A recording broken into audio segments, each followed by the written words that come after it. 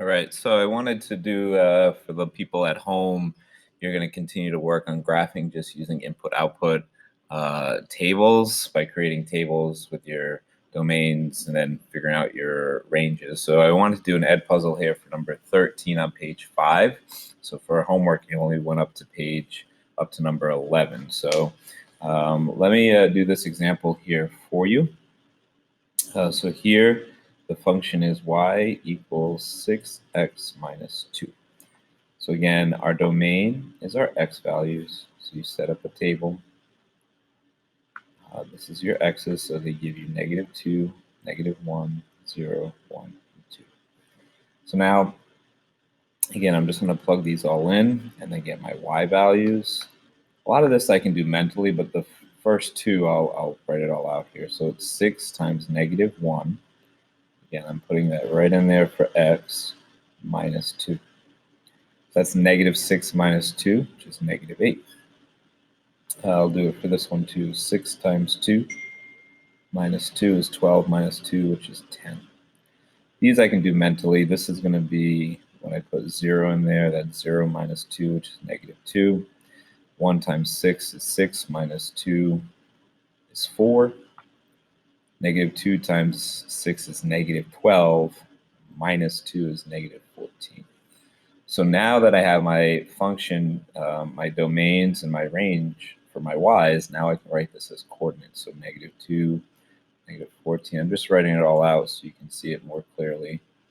-1, -8, 0, -2, 1, 4, and then this one is 2, 10. Again, like I said in the lesson on Monday, this should make a straight line. So here goes. So I'm going to go -2. Pay attention to the scales here. So this is -1, -2, -14 is down. This is -4, -8, -12. So this is -16. Ugh. So -16. So that means -14 is in between. I'm doing that right. -1, -8. That's easy. 0, -2. That's right here. So these these units are all 4s, -4, -8, -12, -16, 4, 8, 12, 16. So the next one was 1, 4. Looking good, straight line. And then 2, 10. 2, 4, 8, and then 10. Okay? So I have a straight line. I can connect these dots. And then it does say identify the range. Again, if I wanted to put the range, I'll write it in both ways. I talked about it on Monday. I could write the range in these little brackets, put -14, -8, -2, 4, and 10.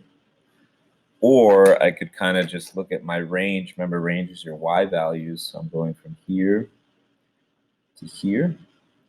That's like right, that cuts off in the middle. So from there to there. So if I wanted to write it that way, my y values for my range, this part of my function, are everything greater than or equal to -14, so here up, but it's less than or equal to, this is 10. Again, that's the more difficult way to write the range, but for these examples for now, this is acceptable.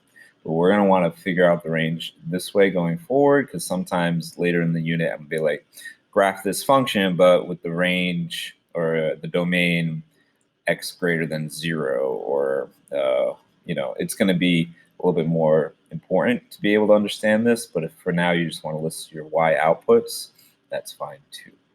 So, yeah, so definitely as part of your work from home, you're going to do numbers 12, 14, and 15, okay? And I will create a Google form for you, input your pictures for that.